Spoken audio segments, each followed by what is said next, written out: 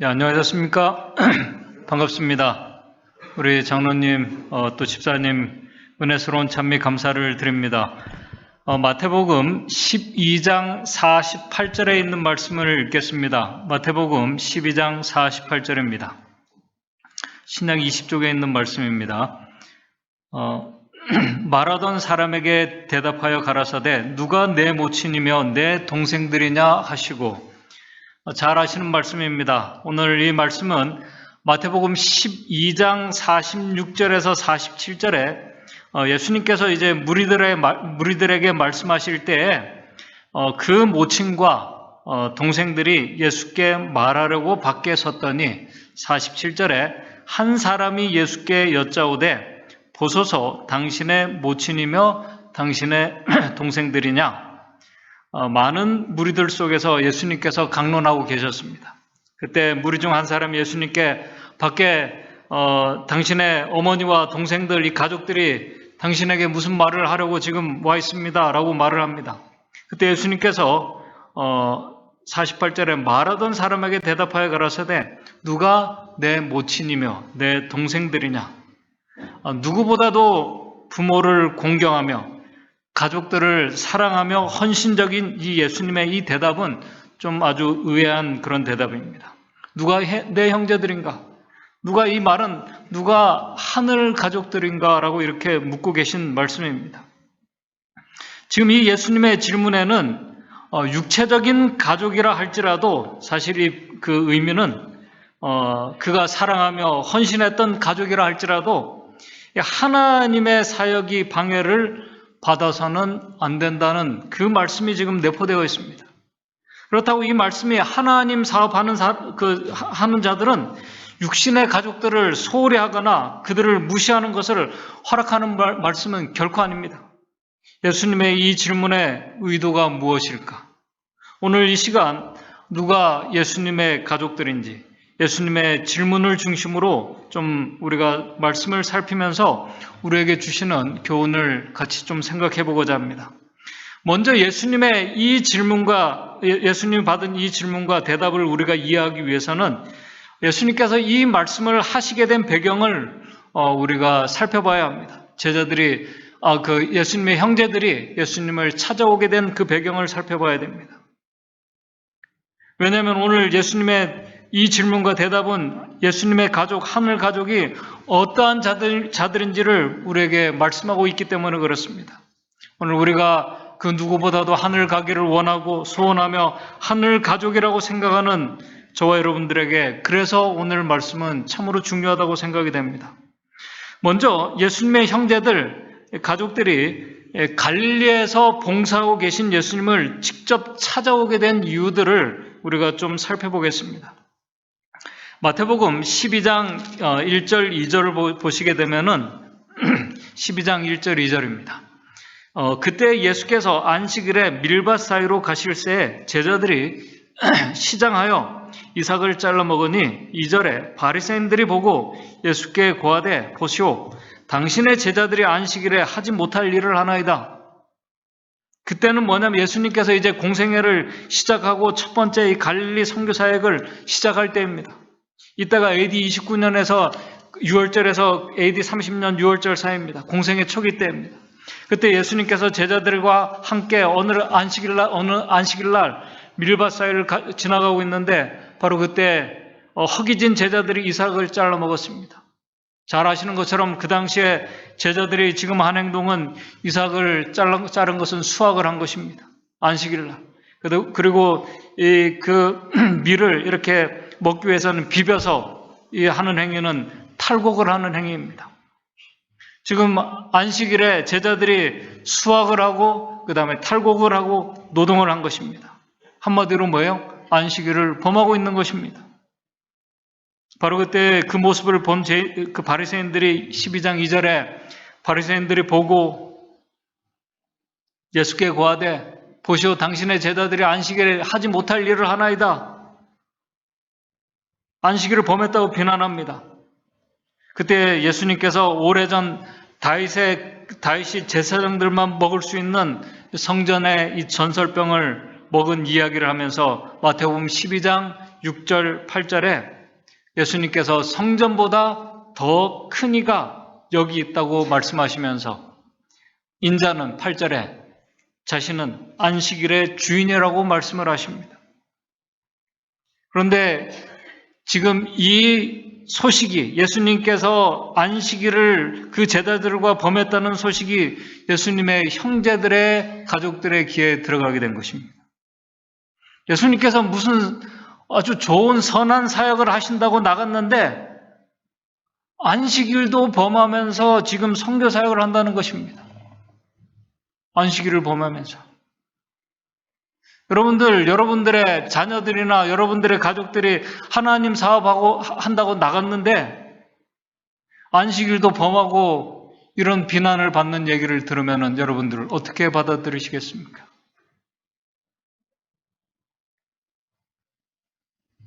여기 성경에는 형제들을 동생들이라고 이렇게 표현하고 있는데 우리 주석에는 동생들이라기보다는 형들일 가능성이 크다고 얘기를 합니다. 뭐 형이나 동생이나 뭐 그 중요한 건 아닙니다.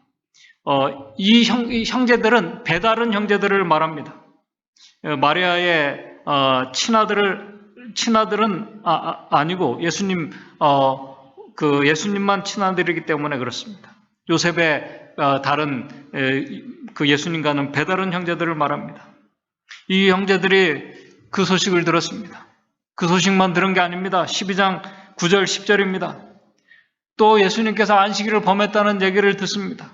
12장 9절 10절입니다. 거기를 떠나 저희 회당에 들어가시니 10절에 한편 손 마른 사람이 있는지라 사람들이 예수를 송사하려고 물어 가로되 안식일에 병을 고치는 것이 옳으니까.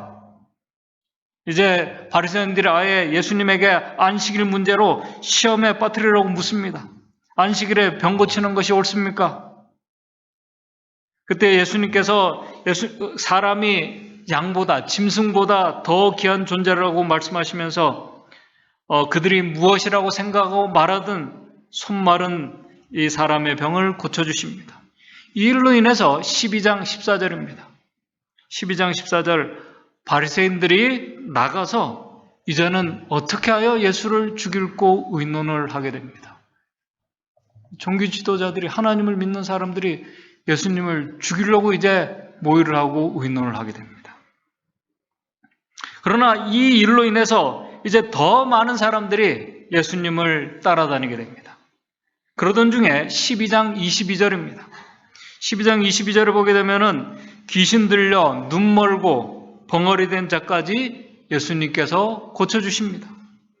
여러분들은 귀신 들려서 눈이 멀어 봉사합니다. 보이지 않습니다. 벙어리 된 사람 말을 하지 못합니다. 그를 예수님께서 귀신을 쫓아내 주시면서 자유자가 되게 해주시고 보게 해주시고 말도 하게 하는 기적을 일으켜 주십니다. 여러분, 안식일을 범하는 사람이 귀신들까지 쫓아낸다. 받아들이기 쉬운 내용이 아닙니다. 지금 그런 상황이 벌어지고 있는 것입니다. 그때 이 모습을 본 무리들이 12장 23절입니다. 무리가 다 놀라 가로되 이는 다윗의 자손이 아니냐? 예수님을 가리켜서 이 다윗의 자손이 아니냐? 지금 이 말씀은 예수님이 그들이 정말 그렇게 오랫동안 기다렸던 다윗의 자손 메시아가 아닌가라는 그런 의미가 아닙니다. 이 말씀은 이는 다윗의 자손이 아니냐, 이 말씀은 뭐냐면은 이 사람은 예수는 다윗의 자손, 다시 말해서 그들이 소망하고 기다리는 메시아일 리가 없다라는 그런 의미입니다. 이 사람은 메시아일 리가 없다, 따르면서도. 그래서 우리 재림교회 주석에 여기에 대해서 이렇게 주석을 하고 있습니다. 그들은 많은 무리들과 제사장들은 그 다음 특별히 예수님을 따르는 무리들도 말합니다. 예언의 메시아가 그리스도가 베푼 놀라운 일들을 하도록 되어 있다는 사실을 알고 있을지는 모르나 분명히 많은 사람 중 평범한 사람인 예수님은 평범한 사람입니다. 많은 사람들 중에 평범한 사람인 예수를 예언의 메시아로 보기에는 어렵다고 생각했다. 많은 사람들이 그리스도의 말씀을 즐겁게 들었고 예수님의 말씀을 잘 들었습니다. 그를 위대한 교사, 심지어 선지자로 인정했다는 사실이 반드시 그를 그들의 메시아로 받아들였다는 것을 의미하지는 않는다. 우리에게 중요한 말씀입니다. 많은 사람들이 예수님께서 행하신 일들을 보면서 이분이 혹시 우리가 기다리던 메시아가 아닐까 하는 생각도 해보았지만은 에이, 저런 평범한 사람이 우리가 기대하던 그런 메시아일 리가 없어. 왜 그런 생각을 하게 되었을까요? 이유는 우리 증언의 말씀에 간단합니다. 선입견 때문입니다. 그들이 생각하고 있는 메시아에 대한 그 상이 있습니다. 예수님 메시아는 자기들이 원하는 어떤 모습이 있습니다. 그것이 아니었습니다. 결국 그 선입견 때문에 마음속에 생겨났던 작은 불씨마저 꺼져버리게 됩니다. 사람들이 그렇게 말하는 것을 듣고 마태복음 12장 24절입니다.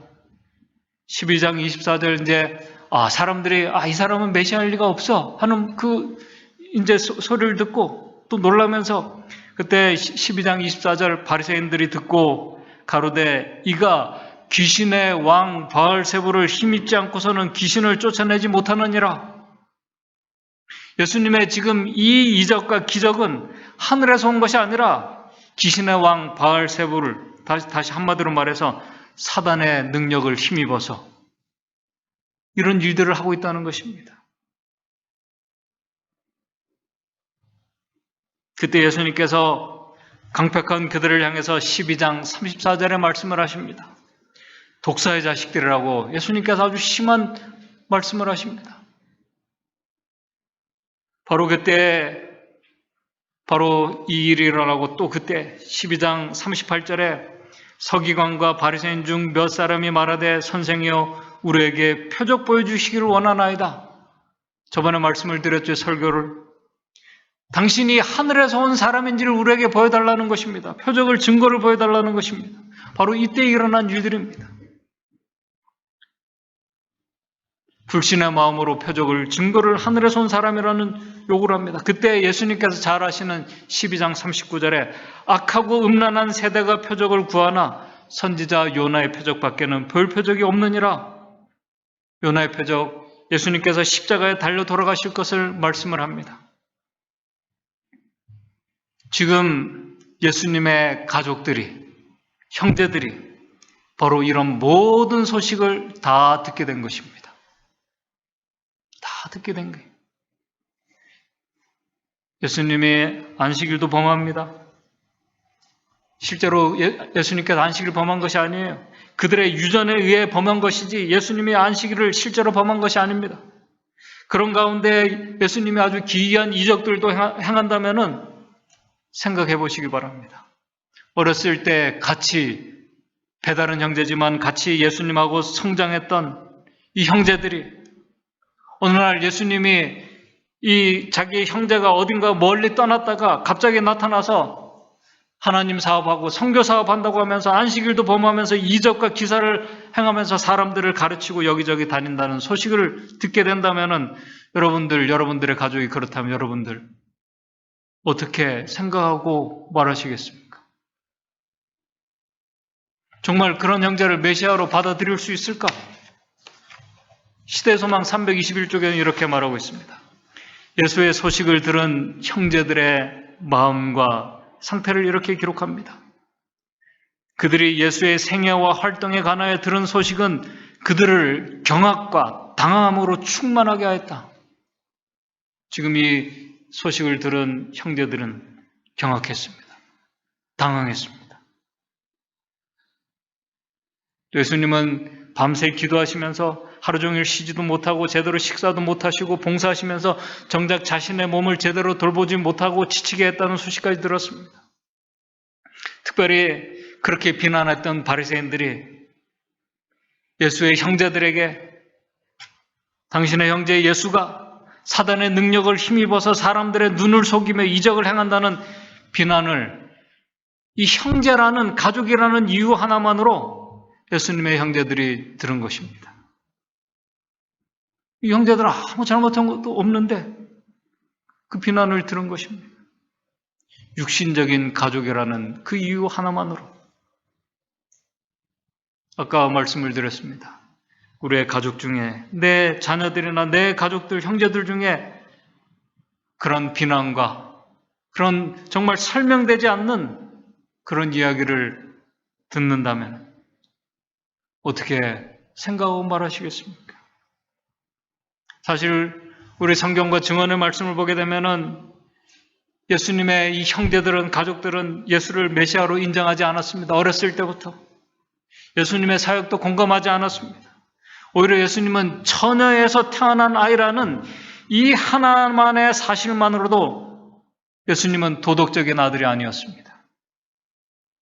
그런 동생이 안식일을 범하고 사람들의 눈을 속이고 이적을 행하고 다닌다는 것입니다. 시대소망 321쪽입니다. 그들은 바리새인들에 대한 그의 태도를 설명할 수가 없었으나, 설명이 안 됩니다. 설명할 수 없었으며 예수의 이성이, 예수님의 그 이성이 이제 안정을 잃어가는 것이 아닌가 하고 두려워하는 이 형제들이 있었습니다. 예수님이 정신이 어떻게 됐다는 것입니다. 설명할 수 없는 혼란 속에 형제들이 화가 났습니다. 형제들이 모여서 가족회의를 합니다. 아마 이때 그러니까 예수님의 아버지 요셉은 돌아가시고 없었습니다. 가족회의 결과 더 이상 안 되겠다는 것입니다. 묵과할 수 없다는 것입니다. 빨리 예수를 찾아서 그에게 지금 예수님이 하고 있는 사역을 그만두게 해야 되겠다는 결론을 내렸습니다. 이 모든 과정을 아주 신중하고 조심스럽게 진행합니다. 그러기 위해서 누구보다도 예수님에서 잘 알고, 또 예수님은 누구보다도 이 부모를 공경하는 분이기 때문에 마리아를 설득을 합니다. 결국 이 마리아는 가족을 위해서 그들과 동행해서 예수님에게로 찾아갑니다. 지금 예수님의 이 육신의 가족들이 예수님을 찾아온 목적은 예수님의 사역에 힘을 보태고 격려하기 위해서 온 것이 아닙니다. 그분의 사역을 중단시키고 방해하기 위해서 온 것입니다. 하나님을 잘 믿는다고 하는 사람들이 지금 하고 있는 모습입니다. 하나님을 위해서, 가족을 위해서, 교리를 위해서 지금 하고 있는 모습입니다. 하나님을 믿는다고 성경을 잘 알고 있는 자들의 모습입니다. 분명 예수님의 품성이 얼마나 선하고 좋은지 그들은 누구보다 잘 알고 있었습니다. 그러나 그의 사역을 방해해서 온 것입니다. 어떻게 보면은 우리가 인간적인 생각으로 했을 때 이 육신의 형제들이 그렇게 하는 것을 우리가 충분히 이해할 수가 있습니다. 우리 증언의 말씀은 이 형제들이 그렇게 한 중요한 이유 중에 하나가 그들은 예수 안에 있는 아주 중요한 것을 보지 못했기 때문에 그렇다고 말하고 있습니다. 이 형제들은 예수 안에 있는 신성을 보지 못했습니다. 결혼하기 전에 태어난 동생, 그것은 알고 있었지만은 그들은 예수 그리스도가 성육신하신 거룩한 하나님의 아들이라는 사실을 전혀 모르고 있었기 때문에 그들은 바리새인들의 말을 그대로 받아들이고 예수님의 사역을 막기 위해서 온 것입니다. 그렇다면 어떻게 성육신하신 신성의 모습을 느끼고 볼 수 있고 깨달을 수 있을까요? 지금 예수님의 형제들은, 가족들은 예수님의 형제들도 바리새인들과 다를 바 없는 그런 상태였습니다. 왜 하나님의 아들을, 우리 지난주에 이승복 장로님도 말씀을 하셨지만 아들을 보고 메시아를 보고도 그분의 사역을 보고도 듣고도 깨닫지 못하고 있는 것일까요? 예수님께서 귀신을 쫓아낼 때 바리새인들을 예수님을 향해서 사단의 능력으로 귀신을 쫓아내는 자라고 비난을 그대로 받아들였습니다. 바로 그때 귀신을 쫓아낸다고 비난했을 때 예수님께서 아주 중요한 말씀을 하십니다. 마태복음 12장 31절 32절입니다. 마태복음 12장 31절 32절입니다. 그러므로 내가 너희에게 이르노니 사람의 모든 죄와 회방은 사하심을 얻되 성령을 회방하는 것은 사하심을 얻지 못하겠고 32절에 또 누구든지 말로 인자를 거역하면은 사심을 얻되 누구든지 말로 성령을 거역하면은 이 세상과 오는 세상에도 사심을 얻지 못하리라. 예수님께서 분명히 말씀하셨습니다. 예수님의 신성을 분별하지 못하고 예수님을 반대하고 그분을 당장 받아들이지 않을 수 있다는 것입니다. 그래도 그런 자들은 사함을 받을 수 있다는 것입니다. 왜냐하면 우리가 실수가 있는 자들이기 때문에 그런 자들 사함을 받을 수 있다는 것입니다. 예수님의 사역에 반대할 수 있습니다. 나중에 그 사실을 깨닫고 회개하면 예수를 믿고 받아들이면은 그 죄가 어떠하든지 예수 그리스도의 피로 씻음을 받고 사함을 받을 수 있다는 것입니다. 그런데 문제는 성령의 역사를 거절하는 자들은 어떻게 할 수 없다는 것입니다.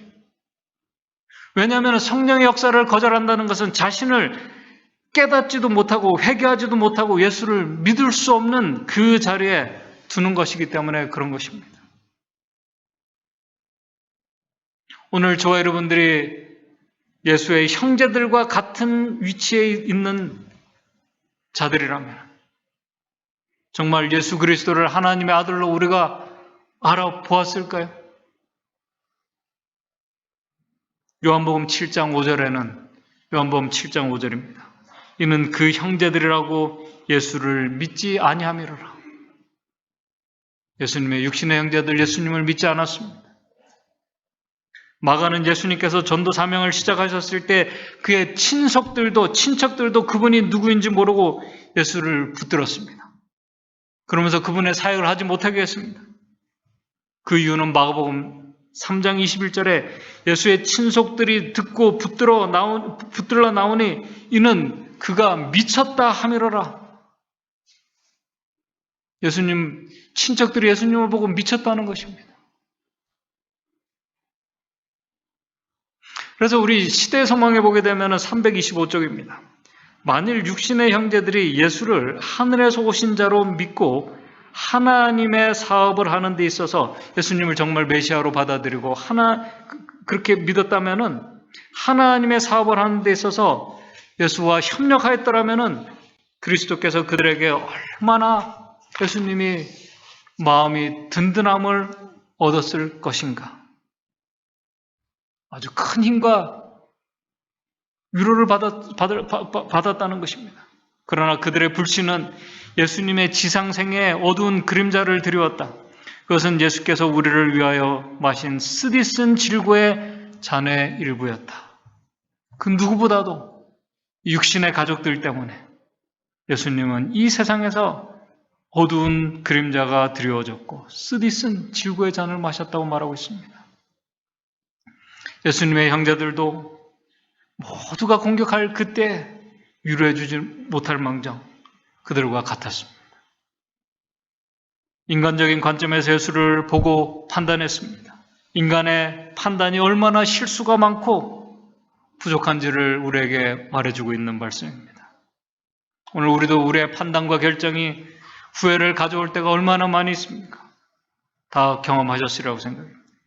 그러나 다행스러운 것은 예수의 사역을 막고 방해하기 위해서 찾아온 이 형제들 중에 그때에는 지금 예수님을 믿지 않고 방해하기 왔던 이 형제들 중에 나중에는 정말 자신의 잘못을 깨닫고 예수를 영접하고 예수의 제자들과 함께한 형제들이 있었다고 우리 성경은 말하고 증언의 말씀은 말하고 있습니다. 사도행전 1장 14절을 보게 되면은 이렇게 말씀하고 있습니다. 1장 14절에 이제 예수님의 제자들과 모친 마리아가 이제 같이 성령을 받기 위해서 기도할 때 우리 1장 14절 사도행전 여자들과 예수의 모친 마리아와 예수의 아우들로 더불어 예수의 이제 형제들입니다. 아우들로 더불어 마음을 같이하며 전혀 기도에 힘쓰는 모습이 나타나게 됩니다. 그들도 결국 예수 그리스도를 다 이렇게 영접하고 했다는 것입니다. 우리 시대 소망 322쪽을 보게 되면 그런데 예수님의 이 독사의 자식이라는 이 경고를 받은 이 바리새인들 중에는 처음부터 예수를 거절한 자들이 그들이 아니었다는 것입니다. 예수님의 품성과 그분의 사역을 통해서 그들도 처음에는 마음이 예수님께로 향했던 자들입니다. 그러나 예수님께 마음이 끌리지 않는, 여기 우리 그 시대 소망이 이렇게 나오고 있습니다. 구주께 마음이 끌리지 않는 성직자는 한 명도 없었다는 것입니다. 이 지도자들과 이 성직자들, 이 사람들이 다 예수님께 마음이 끌렸다는 것입니다. 그들은 성령의 음성이 저들의 마음속에 예수가 이스라엘의 기름 부음을 받은 자니 그의 제자가 될 것을 고백하라는 재촉하는 소리를 들었었다. 저들은 예수의 임재하심의 빛으로 그들의 부정함을 깨닫고 그들로서 만들어낼 수 없는 의를 그들이 사모하게 되었다. 그러나 저희가 예수를 거절한 후에는 그를 메시아로 받아들인다는 것은 너무나 굴욕적인 일이 될 것이었다. 그들의 발을 불신의 길에 들여놓았으므로 그들은 매우 교만하여 잘못을 자백하지 않았다. 그리고 그들은 진리를 시인하는 것을 피하기 위하여 구주의 가르침을 맹렬히 반박하기에 힘썼다라고 이렇게 기록을 하고 있습니다. 그들에게도 동일하게 성령께서 역사하셨습니다. 그들이 처음부터 눈멀고 마음이 강팍한 자들이 아니었습니다. 그들에게도 제자들과 동일하게 진리이고 생명이신 우리 성령께서 그 생명의 빛이신 예수 그리스도의 의의 빛을 그들에게 비춰주셨습니다. 그들이 그 예수 그리스도의 의의 빛 앞에서 자신들의 의는 아무것도 아닌 것을 깨달았습니다. 그런 기회가 주어졌습니다. 양심을 통해서, 말씀을 통해서, 예수님의 순결하신 품성 앞에서 진리의 성령께서 역사하고 계셨습니다. 생명의 빛이 그들에게도 동일하게 비추어 들어왔습니다. 시대의 소망입니다. 빛은 하나님의 말씀과 당신의 종을 통하여 혹은 성령의 직접적인 역사를 통하여 사람들에게 임한다. 그러나 한 줄기의 빛이라도 무시할 때에는, 오늘 우리가 그 빛을 한 줄기라도 우리가 무시할 때에는 영적 감각력이 부분적으로 마비되면서 이제 분별력이 사라지기 시작합니다. 두 번째 나타나는 그 빛은 그만큼 분명하게 식별할 수 없게 된다. 그래야 암흑은 증가되고 마침내 우리의 그 영혼이 밤과 같이 어두워진다. 유대 지도자들은 이러한 상태에 빠져 있었다. 그들은 하나님의 능력이 그리스도와 함께 하신다는 것을 확신하였으나 진리를 대적하기 위하여 성령의 역사를 사단에게 돌렸다라고 이렇게 기록하고 있습니다. 진리의 성령께서 2000년 전이나 지금이나 동일하게 우리에게 역사하고 계십니다. 말씀을 통해서, 하나님의 종을 통해서, 오늘 우리의 양심을 통해서 우리에게 역사하고 계십니다. 여러분들, 성령께서 왜 우리에게 역사하실까요? 우리가 왜 성령을 갈급해야 될까요? 능력을 받고 우리가 복음을 전하기 위해서 당연히 그렇게 우리가 능력이 없기 때문에 그렇게 할 수 있습니다. 왜 우리에게 성령이 역사하실까요?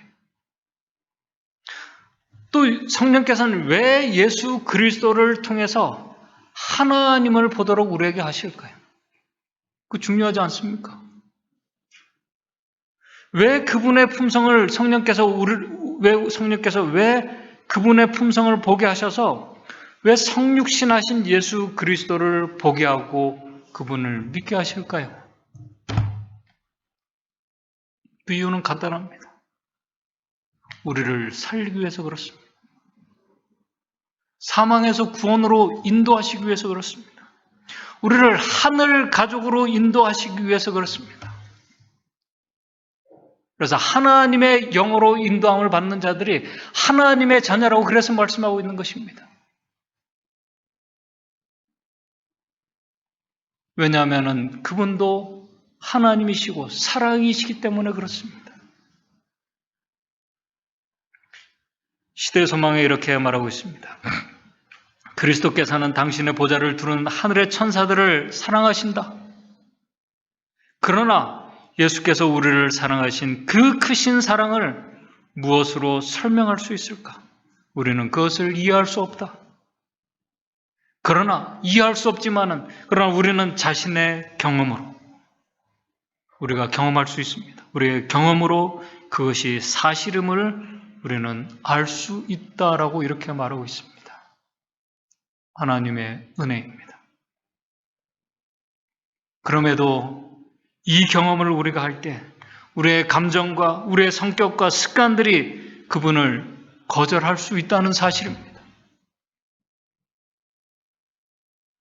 그때 우리도 하나님을 신실하게 믿는다고 하면서 예수를 거절하고 그분의 사역을 방해하기 위해서 온 바리새인들이나 예수님의 형제들처럼 우리가 될 수 있다는 사실입니다.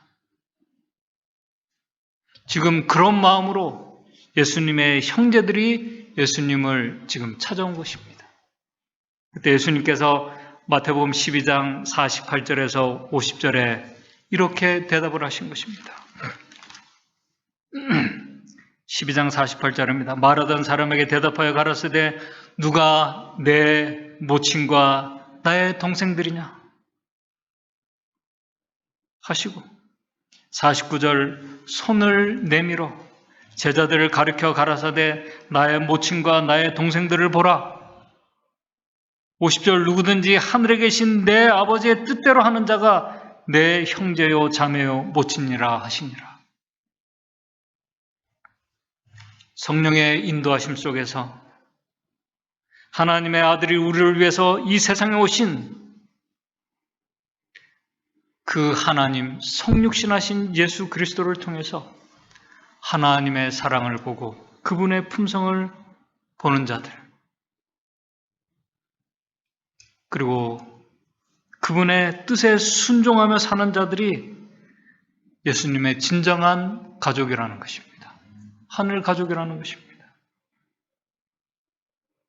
그렇다면 그런 하늘 가족은 어떻게 살아갈 수 있을까요? 이제 시대의 소망 251쪽에 있는 말씀을 읽으면서 오늘 말씀을 정리하겠습니다. 믿음으로 그리스도를 받아들인 자들은 다 인간적인, 우리가 믿음으로 예수 그리스도를 받아들이고 하늘 가족이 된 자들은 다 인간적인 혈육 관계보다 더 가까운 관계로 그리스도께 연합한 자들입니다. 그런 자들은 예수께서 아버지와 하나가 되신 것처럼 예수와 하나가 될 수 있는 자들이다. 은혜입니다. 우리가 이해할 수 없는 큰 사랑입니다. 그래서 시대소망 계속 말합니다.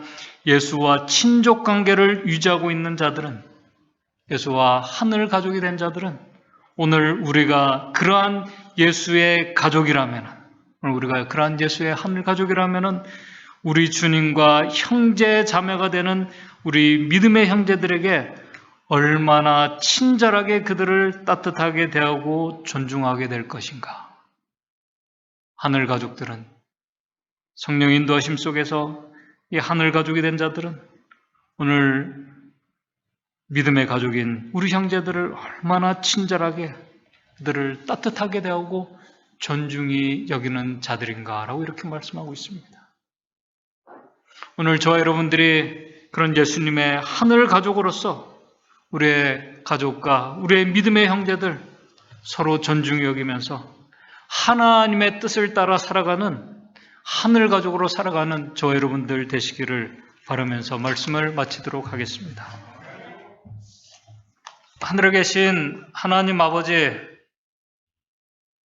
오늘도 우리를 살리시기 위해서 성령께서 매 순간 말씀을 통해서 또 우리의 양심을 통해서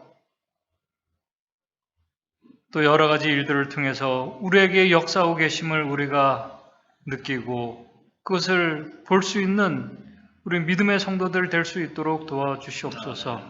그래서 성령께서 우리에게 역사하실 때 우리가 민감하게 반응하고 순응함으로 인해서 저희들 하늘 가족으로서 살아가는 것이 얼마나 큰 특권이고 은혜이고 축복인지를 우리가 경험하며 우리 하나님 앞에 감사와 또 찬양을 드리며 하나님의 뜻을 이루며 살아가는 우리 믿음의 성도들 될 수 있도록 주님 인도해 주시옵소서. 예수님의 이름으로 기도드리옵나이다.